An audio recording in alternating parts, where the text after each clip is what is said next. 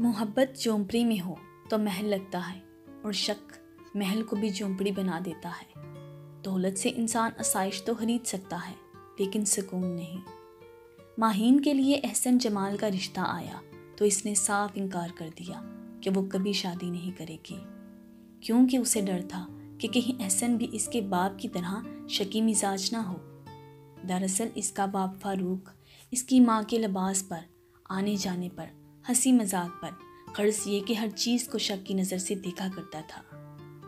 روز روز کی لڑائی جھگڑوں سے تنگ آ کر آسیہ نے طلاق لے لی۔ فاروق ماہین کو اس کی دادی کے پاس چھوڑ کر خود باہر چلا گیا اور پھر کبھی واپس نہ لوٹا۔ ماہین کی شادی پر بھی اس کی دادی اور چچا نے ہی ماہین کو رخصت کیا۔ وہ رخصت ہو کر احسن کے گھر آ گئی۔ یہاں احسن کی بے تحاشا محبتیں تھیں، سارا اور وقاص کا پرخلوص رویہ اور امی کی محبت، لیکن اس سب کے باوجود اس کے دل سے خوف کا کانٹا نہ نکل سکا۔ اسے ایسا لگتا یہ سب کہیں عارضی نہ ہو، کہیں احسن اس سے آگے خوف اسے کچھ سوچنے ہی نہ دیتا۔ اس کا دیور اسے جب بھی اپنے ساتھ کھیلنے کی آفر کرتا وہ خوف زدہ ہو جاتی کہ کہیں احسن دیکھ کر کچھ اور ہی نہ سمجھ لیں۔ وہ اکثر بیٹھے بیٹھے خاموش ہو جاتی۔ احسن اکثر اس کی خاموشی نوٹ کرتا اور یہی سمجھتا کہ شاید وہ یہاں ایڈجسٹ نہیں ہو پا رہی۔ ایک روز وہ لان میں بیٹھی تھی کہ اچانک اپنے شانوں پر دباؤ محسوس کر کے اچھل پڑی۔ پاگل، ایسے بھی کوئی ڈرتا ہے؟ احسن نے ہنستے ہوئے کہا۔ لیکن آپ تو سو رہے تھے، ماہین نے پوچھا۔ آپ کے خیال نے جگا دیا۔ احسن نے شرارت سے اسے دیکھا۔ وہ سر جھکا کر مسکرا دی اور پھر وہ کتنی ہی دیر باتیں کرتے رہے۔ اس کے ہونٹوں پر مسکراہٹ تھی، خوف کا کہیں شائبہ تک نہ تھا۔ لیکن آدھی رات کو وہ چیخ مار کر اٹھ بیٹھی۔ ماہین کیا ہوا؟ احسن فوراً اٹھ گیا۔ سب گھر والے بھی اکٹھے ہو گئے۔ احسن نے اسے پانی پلایا، امی نے دم کیا، کمبل اوڑھا اور سونے کی تاکید کرتی چلی گئیں۔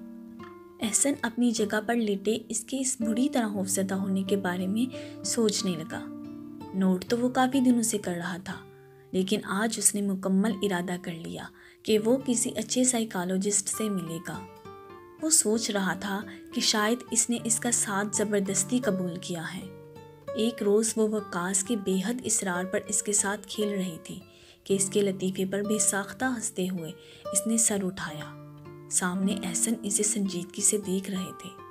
وہ ہنستے ہنستے خاموش ہو گئی۔ احسن واپس مڑ گیا۔ وہ فوراً کمرے میں آئی تو دیکھا وہ سارے خوف تمام تر حقیقتوں کے ساتھ احسن کے چہرے پر رقم تھے۔ وہ بول رہا تھا اور وہ وہیں دروازے میں پتھر کی ہو گئی۔ مرد کا جو روپ اس نے بچپن میں دیکھا تھا آج وہی روپ اس کے سامنے تھا۔ اس کی ماں اپنے حق کے لیے لڑ سکتی تھی لیکن وہ نہیں۔ بولنا اسے آتا ہی نہیں تھا۔ وہ اپنی ماں کی طرح فیصلہ نہیں کر سکتی تھی۔ اب ساری عمر اس نے اسی گھر میں رہنا تھا، اسی شکی مزاج مرد کے ساتھ۔ کچھ روز بعد کھانا بناتے ہوئے ماہین کا ہاتھ جل گیا۔ وقاص نے دیکھا تو فوراً ٹوتھ پیسٹ لا کر لگانے لگا۔ وہ منع کرتی رہی، رہنے دو میں خود لگا لوں گی، لیکن وہ تو جیسے سن ہی نہیں رہا تھا۔ تبھی اس نے ڈرتے ہوئے دروازے کی طرف دیکھا تو ساکت رہ گئی۔ احسن غصے سے اس کی طرف دیکھ رہا تھا۔ اسی روز شام کو اس کے چچا کی فیملی اس کے گھر آئی۔ وہ سب سے خوب اچھی طرح ملی۔ احمد اور رضا نے ہنسا ہنسا کر لوٹ پوٹ کر دیا۔ کسی بات پر ہنستے ہوئے اس نے احمد کے ہاتھ پر ہاتھ مارا۔ السلام علیکم احسن بھائی، زوبیہ نے سلام کیا اور اس کی ہنسی کو بریک لگ گیا۔ احسن بظاہر ہنستے ہوئے سب سے مل رہا تھا، لیکن اس کے چہرے پر تناؤ کی لہر صاف نظر آ رہی تھی۔ مہمانوں کے جانے کے بعد جیسے ہی ماہین نے اپنے کمرے میں قدم رکھا تو احسن غصے سے پھٹ پڑا۔ اچھا تو میرے پیچھے یہ سب کچھ ہوتا ہے؟ میرے سامنے تو تم یوں رہتی ہو جیسے تمہیں بے پناہ اذیت میں رکھا ہوا ہے۔ ماہین حیران رہ گئی۔ میں تمہیں اچھا نہیں لگتا جو تم مجھ سے دور دور رہتی ہو؟ رضا اور احمد کے ساتھ کیسے کہے لگ رہے تھے، کبھی میرے سامنے اس طرح ہنسی ہو؟ اگر میں اتنا ہی برا لگتا ہوں تو کہہ کیوں نہیں دیتی کہ مجھے طلاق دے دو؟ ماہین گر سی گئی، اپنی نظروں میں خود ہی مجرم بن گئی۔ اب وہ ساری دنیا سے کنارہ کش ہو جائے گی، اس سامنے کھڑے شخص سے الگ نہیں ہو سکتی۔ ورنہ دنیا کہے گی بیٹی ماں کے نقشے قدم پر چل پڑی۔ بتاؤ کیا چاہتی ہو؟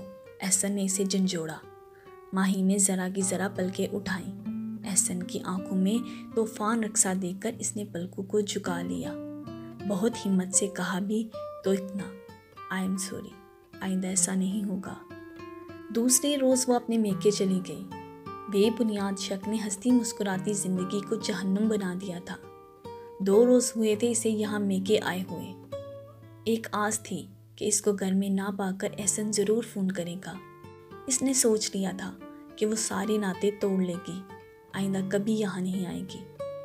وہ نقاب اوڑھ کر تمام نامحرموں سے چھپ جائے گی تو شک کی کوئی گنجائش نہیں بچے گی۔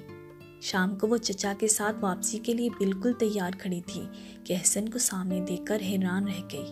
وہ نہ صرف اسے لینے آیا تھا بلکہ اس سے اپنے رویے کی معافی بھی مانگ رہا تھا۔ میں نے یہ سب کچھ تمہاری بے یقینی ختم کرنے کے لیے کیا تھا، کیونکہ تم اکثر اداس رہتی تھی، ایک دم بیٹھے بیٹھے خاموش ہو جاتی تھی۔ میں پوچھتا تو جواب میں خاموش ہو جاتی۔ چنانچہ میں نے تمہاری دوست مہرو اور زوبیہ سے تمہارے متعلق معلومات حاصل کی اور سائیکالوجسٹ کے مشورے سے یہ ڈرامہ کیا۔